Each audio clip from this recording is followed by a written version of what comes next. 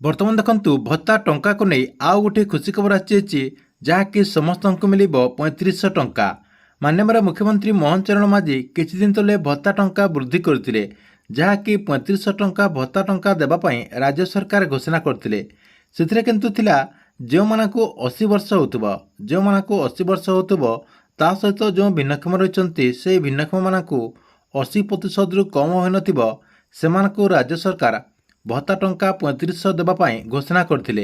एबे किंतु राज्य सरकार आउ गोटे निष्पत्ति नेबाक जाउछंती समस्त भत्ता टंका जहाँकि 3500 टंका देवाई राज्य सरकार खूब शीघ्र निष्पत्ति नेबाक जाउछंती, जहाँकि समस्ते एथर 3500 टंका पाई परिबे। तेबे राज्य सरकार कहीं ए नुआ निष्पत्ति नेबाक जाउछंती ता सहित ए नै कोन अपडेट होईची एई वीडियो माध्यम रे आप माने पूरा डिटेल जानि परिबे। सेतिपई वीडियोटी को शेष पर्यंत देखंतु। ता पूर्व वीडियो को गोटे लाइक कर दियंतु एवं जो माने चैनल को नुआ आस्थिबे चैनल को सब्सक्राइब करिकी पाखर थिबा बेल आइकन को क्लिक करिकी ऑल नोटिफिकेशन ऑन कर दियंतु।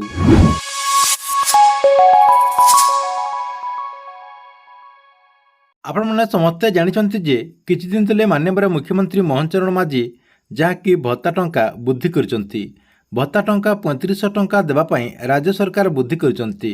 एथिरे किंतु थिला जो मानकु 80 वर्ष होइथिबो या सहित जो भिन्नक्षम रहिचंती से भिन्नक्षम मानकु 80% जो मानकर रहिछि सेमाने भत्ता टंका 3500 पाई परिबे बोली राज्य सरकार घोषणा करथिले। एबे किंतु राज्य सरकार आउ गुटे बड़ निष्पत्ति नेबाक जाउछंती, जहाँकि समस्तंकर भत्ता टंका राज्य सरकार वृद्धि करबाक जाउछंती। तेबे आपण समस्ते भाबुथिबे माननीय मुख्यमंत्री मोहन चरण माझी जहाँकि राज्य सरकार किछि दिन तले तो भत्ता टंका वृद्धि कर सारिचंती, ता सहित घोषणा कर सारिचंती।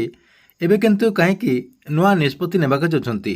देखंतु ए सब आपनकर यूट्यूब रो पावर रे या सहित किछि सोशल मीडिया रो पावर रे माननीय मुख्यमंत्री नजर को आछि, जहाँकि किछि यूट्यूबर भाई माने या सहित किछि गणमाध्यम रो प्रतिनिधि माने राज्य सरकार को भत्ता टंका समस्तंकर वृद्धि करंतु बोली कहिथिले। एबे किंतु राज्य सरकार को नजर को आछि।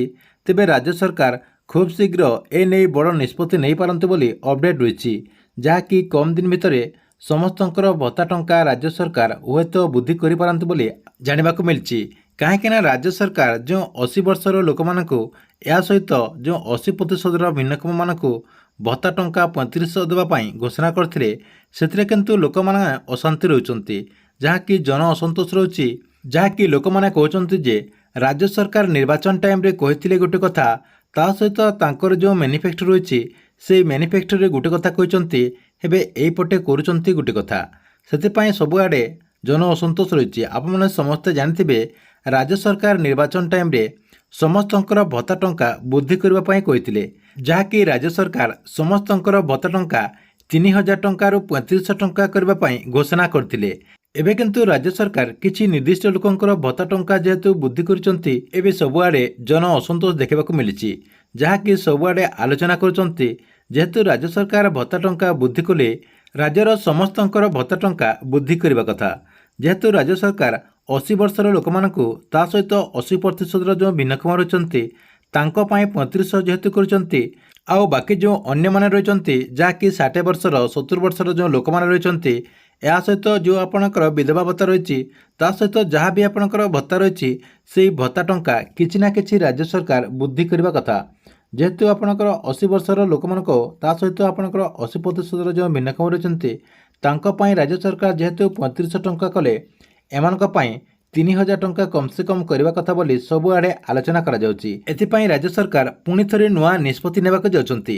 सेथिपई राज्य सरकार तरफरु जहाँकि उच्चस्तरीय बैठक कराजिबो, उच्चस्तरीय बैठक हैला परे भत्ता टंका को नहीं आउ गोटे नुआ निष्पत्ति आसीपारे, जहाँकि समस्तंकर भत्ता टंका हुए तो राज्य सरकार वृद्धि करि पारंतु बोली अपडेट होईछि। ठीक अछि, एथिला आपमनक पई भत्ता टंका को नहीं आउ गोटे अपडेट। आपमनक वीडियो केमति लागिला कमेंट बॉक्स रे निश्चय गोटे कमेंट करंतु। या सहित राज्य सरकार भत्ता टंका केते टंका वृद्धि कले सब लोक माने उपकृत हो पारिबे, कमेंट बॉक्स रे आप माने निश्चय गोटे कमेंट करिवे।